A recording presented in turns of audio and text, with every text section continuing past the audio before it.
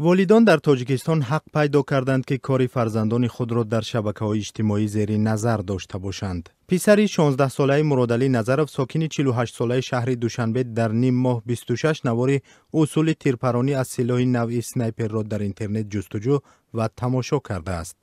این معلومات را پدر از شرکت فراهم کننده اینترنت دسترس نمود. بر اساس قانون درباره علاقه برقی که نیم سال پیش با تغییر و الهه‌های نو در تاجیکستان مورد عمل قرار گرفت، والدان حق دارند از شرکت‌های موبیلی درباره با کدام هدف استفاده شدن اینترنت از جانب فرزندانشان معلومات گیرند. این معلومات بر اساس قانون باید به پول به پدر و مادر پیشنهاد شود.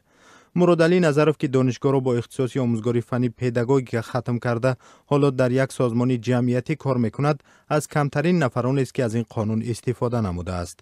او روز 30 نوامبر بر رادیو آزادی گفت تا چند سال پیش برای تربیت فرزند او را در کوچه و مکتب نظارت کردن ضرور بود، ولی شبکه اینترنت به این دو اضافه شده است. او میگوید پس از دسترس کردن پاسخ خطی شرکت اینترنتی شدیداً نگران شد که پسر 16 سالش چرا در 15 روز 26 بار به سوال خود سنایپر چی طور میپراند در اینترنت جواب جسته است. او میگوید پس از صحبت پسرش اقرار شد که در درس تربیت جسمانی معلم درباره سلاح‌ها صحبت کرده شوق او را درباره سنایپر بیدار کرده است. هرچند برخی نوارها دهشتناک بودند، اما مرادعلی نظرов میگوید فهمید پسرش این نوار را بیشتر از سر هوس و کنجکاوی تماشا کرده است. هرچند از مورد عمل قرار گرفتن این قانون بیش از نیم سال گذشته است، مثل مرادعلی نظرов پدرهایی هستند که علیه از این امکانیت استفاده کردند. غفور ایرکایف رهبر انجمن شرکت‌های موبیلی تاجیکستان روز 30 نوامبر در صحبت با رادیو آزادی گفت این یک ذره کار شرکت را برای جستجو مشکل می‌کند، ولی اجرای طلبات قانون امر ناگزیر است. اما ایرکایف گفت حالا شماری والدینی که درباره فرزندانشان معلومات طلب می‌کنند خیلی کم است و تقریباً به هر شرکتی در این باره 2 یا 3 مراجعت رسیده است.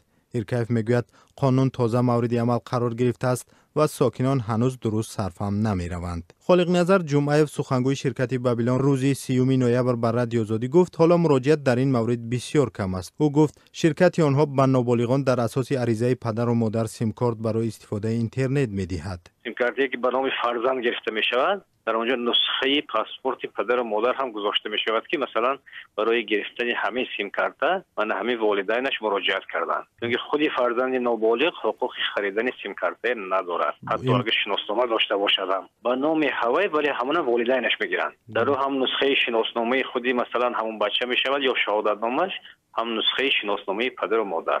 در این حالت علاقه همین پدر مسئول همون سیم کارت است. تغییر قانون درباره علاقه برقی که به پدران اجازه میدهد کاربری فرزندان در اینترنت را نظارت کنند، در حال قبول شد که دهها جنایت با اشتراک نابالغان رخ داد و مقامات آن را تاثیر شبکه‌های اجتماعی عنوان کردند. بختاور سفرov وکیل پارلمان تاجیکستان روز 30 نوامبر در صحبت با رادیو آزادی گفت پس از قبول قانون درباره مسئولیت پدر و مادر ضرورت پیش آمد که قانونا به والدان نظارت فرزندان در شبکه اینترنت نیز داده شود. پدر و مادر خبردار می‌شود که فرزند او از چه گونه سامانه‌ها، از چه گونه شبکه‌ها با چه گونه موادها شناس می‌شود.